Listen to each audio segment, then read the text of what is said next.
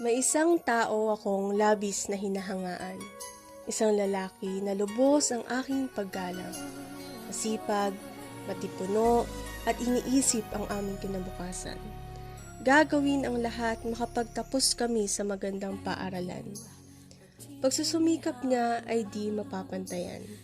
Kaya ginagawa ko ang lahat-lahat para di masayang. Pagpapagal mo, Papa, na di matumbasan, kaya mahal na mahal kita. Di magbabago magpakailanman. Kami di mapapagod na kayo'y pasasalamatan sa inyong sakripisyo at di natatawarang kasipagan. Upang kaming inyong pamilya'y palaging matustusan, karapat-dapat lang pagod nyo'y masuklian. Kaya po ngayong Father's Day, nais namin na kayo po ay batiin. Dahil sa the best papa ka po sa amin. Alam po namin ang pagmamahal ninyo ay di namin kayang timbangin.